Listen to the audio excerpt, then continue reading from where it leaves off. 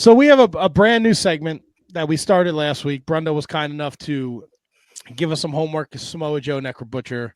HK was up next. He dropped in our lap the 2004 Great American Bash bull rope match between champion Eddie Guerrero and JBL. HK, Yes. you may have explained it last week, but why did you choose this particular match? Well, I found a whole new appreciation for JBL, what he's been doing on the indies, and I think what he's been doing on the indies has been very interesting. He's been kind of showing up just everywhere, and there has been a lot of intrigue from me, at least. I don't know about the rest of the wrestling fans out there, but just to see where he's going to show up. Like some of the places he's showing up, you just go, "What the fuck is he doing there?" Like out of nowhere, and it's exciting to me to all of a sudden, boom, JBL showed up last night at Company X, and you have no idea why, no idea. You don't know what it's building to, or even if it's building to something. But it's to me it's more interesting than anything that Tony Khan's done in a while. So I've been into it, and listening to him fill in for Pritchard on Something to Wrestle has been outstanding. He is an unbelievable storyteller. It's incredible to have had an appreciation for JBL during his time with WWE. And then, he obviously worked commentary for a while. He came back. He did the Baron Corbin thing, which was really horrible. Oh. But like to find this new appreciation from or for him while watching him show up different places, listening to his stories, like I went, man, I want to bring something JBL to the table and obviously him and Eddie were great dance partners. Eddie, was a great dance partner with pretty much everybody that he wrestled with. But I remember that the storyline being so like borderline, like I don't think you could say that type of shit. Like it was fantastic. Obviously, again, I couldn't throw it a Backlund match after Brundo threw that fucking abortion at me because you guys have calling me a fucking pussy if they didn't have any blood. So I wanted to bring a little blood to the table. And I landed on Great American Bash 2004 Bullrope Match. Those vignettes leading up to this or revolving around this era with like him patrolling the border. Fucking amazing. Yeah. Him being JBL, of course. Eddie was but like JBL, like you mentioned, he's such a good storyteller. JBL was saying like, "Hey Eddie, is this okay?" Eddie was like, "Yeah, hell yeah, it's okay." You fucking do it. God, amazing. So I have never seen this match. Oh boy, because I was not watching during this time. So imagine my surprise when I pulled up the Peacock today and went to Great American Bash 2004 and was trying to fast forward to the main event, only to see I fast forward halfway through and I was like, all right, whatever. And I'm like, what the fuck is the main event of this show? Dudley Boys against The Undertaker with Paul Bearer in a fucking cement fucking casket. What the crypt? Fuck? It was a crypt, Matt. Whatever. And then I looked at the rest of the Great America. I had to fucking fast forward through a Mordecai Hardcore Holly match. The fucking Great American Bash. The nerve of Taz to be like, this is a throwback match, which he was right. But then I looked at the rest of the card and I'm like, I'm pretty sure you got a little Kenzo Suzuki versus Billy Gunn on there. Is that on there? Absolutely is. I'm like, this is not. Yeah, throw those matches back. The fucking Great American Bash. That's actually my homework for next week. Kenzo Suzuki versus Billy Gunn. Oh, awesome. Spoilers, bro. I'm already prepared. Yeah. I thought this was a phenomenal match. It's such a... First of all, props to these dudes for wrestling with a fucking bull rope. They have to hold it the whole fucking time. It was like taped to them. I liked how Tony Chimmel stumbled his way through the rules, and then Michael Cole and Taz reiterated it because it came off of Eddie's hand in like the first 2 minutes. Yeah. But I mean, you don't realize how hard it is to work where you don't have that freedom, right? These guys are at the they only have the 10 feet or whatever the fuck. Like they can't do all the shit they usually do. And it was like less is more. The whole idea of tagging the turnbuckles with the lights, and they would get to 3, and then it was like, and you could see the crowd swell. Like I thought that was fucking fantastic. Yeah, they did such a fantastic job of building like that anticipation, that emotion by doing simple things, right? By holding the rope, yeah, and then wrapping their legs around the ring rope so you couldn't get there. They did a great job. I don't think there was at any point in the match where I felt like, oh, come on, bullshit, where you have JBL reaching for that last one and he can't quite get there. You know what I mean? It wasn't like one of those situations where, well, come on, we know you can touch it. Like he was so close and couldn't touch it. And to your point, Double T, like the swell of the crowd going, oh, is he going to get there? What's the fucking chair shot? The chair shot from Eddie to JBL, and the instant gusher that JBL had, working with the rope, like you said, having one arm tied to that rope and trying to do simple things like run the ropes while you're tied to it. Like you have to rethink every fucking movement you're doing. I had so much fun watching this match.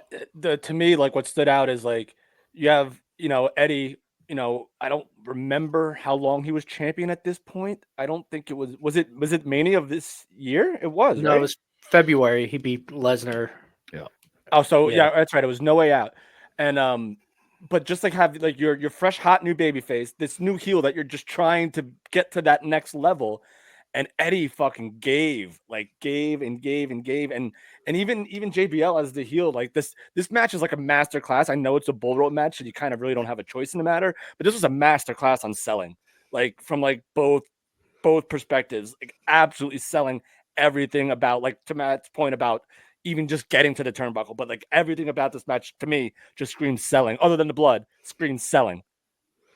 Yeah, this match, I did not like JBL at this time when I was watching, and going back and watching it, I have a little bit of a new appreciation for him. This match was a lot better than I remembered. They worked the gimmick perfectly too with the bull rope. Just I specifically remember Eddie being so close and JBL falling out and being like, "All right, what's he gonna do?"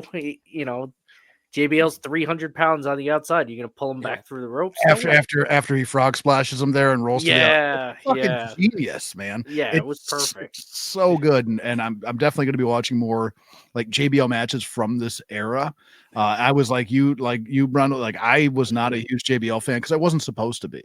You know what I mean? Like I wasn't like and I appreciated his work, but I wasn't one to cheer him. But like this leads into like some of his best fucking work. Like upcoming is like it's not long before he's I'm a wrestling god. I'm a wrestling god. Like that fucking shit is so good. And I think it's an underappreciated, I don't know if it's I wouldn't say like era necessarily, but like his run, I think is very underappreciated. 100%. And he for being such a big guy, like an imposing big physical like feature, he could sell like the cowardice of cow. Like one of my favorite things in this match was like the rope is behind him between like JBL's legs. Eddie just like goes to lift it up, and JBL does a complete front bump.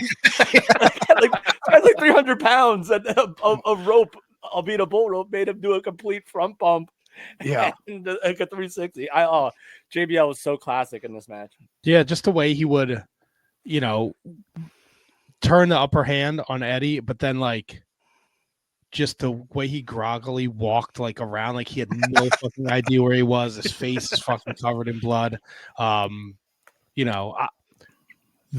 fucking chair shots. They show the one before the match that happened at Judgment Day, and then that one, like, oh boy, man, like I don't miss those. Yeah. Like, especially we know 20 years later, like the effect, like, Benoit. Beat Brian Blair. Oh God! Well, I'm kidding. I kid. But yeah, no, the effects now. Like, man, Eddie got waffled at Judgment Day. JBL got waffled here. I also I wasn't watching at this time, but watching this match, like even like when they go to the announcer's desk, like Michael Cole is sitting on the fucking divider, like losing his mind. Like it was so awesome. Yeah, be the like that. commentary was on point on this one. Michael Cole and Taz. This was probably around the time they were starting to become the best commentary team out there. I will say this: And- if I never see those lights, the yellow or the green and red lights, if I never see those, like, do they still even use those? Like, when was the last time we saw like a bull rope or a strap match where you have to hit all four corners? Drew and Oh yeah, did they do the light Drew and gimmick? Punk. Yeah, they had lights. I don't remember if it was too different, but they definitely had lights. Yeah, but this was funny. Like, I'm like, no one's near the fucking thing, and all of a sudden I just see like a yellow flash and like or a green flash in the back. I'm like, oh, okay. Well, they're still perfecting it. You know, Yeah. it was Yeah. 20 years ago. Yeah, and then the finish, they're both at 3. Yeah. Eddie tries to jump over JBL. JBL's back hits first, but the referee awards it to him. And then, I didn't expect a Luther Reigns appearance. Yeah. Do you remember the see Kurt Luther. Angle GM with the wheelchair era? Nope. Me, no, I wasn't watching. I had no fucking clue. So I don't necessarily love the finish. Like, I love the way it played out. I didn't love that, like, right away, here's Kurt out, like, almost instantly. I would have liked to seen the referee do something to, I'd like to see that again. Maybe play up the referee a little bit more than just the match is over, it's Eddie's winning and boom, like Kurt Angle's out just immediately. So I would have liked that to play out a little bit more, but the emotion from both JBL and Eddie post-match it was perfect. It was like Eddie, it almost felt like he was a mixture of shocked and just had his heart ripped out. Like, you felt that when you looked at him, and the crowd giving him the ovation afterwards. JBL, his celebrating while, like, basically being completely out of it. Yeah. Fucking love that. Like, he's almost still on Rubber Leg Street. And he's celebrating. He still knew like he got away with some shit. Right. I mean, Crimson Mask and all. Yeah. Those chair shots, he might not have been selling as much as right. Yeah, it was. I was very happy. Like I say, I haven't watched it since it was original. Haven't gone back and watched it, and I am very happy that this was the pick, because I had so much fun watching it. Yeah. Could have used a little more blood. Well, you're one stick fuck, Brendan. Like that. I tell you what, man. Go ahead, Brundo. Oh, I actually thought when you picked this, I thought this was the one where Eddie hit the artery, and I was like, wait, he's complaining about Necro Butcher, and he's picking this. No. Yeah, I'm glad you were wrong. Yeah, I also thought it was the same thing. So I'm like, all right, JBL's got color. I'm like, when is Eddie gonna start just bleeding all over the place? And it never happened. No, not this one. Not this one. Was it the one before this? Was the month before? Yeah. Yeah. Scott George said Eddie needed a blood transfusion after this match. That was the Judgment Day match. Yeah. Yeah. Not the Great American Bash, because Eddie didn't get color. Yeah. Oh, okay. No, you're good. You're good. So that was. Oh, look, Tony chimes in. I thought the beginning was quite a bit slow, as JBL looked a bit lost early on.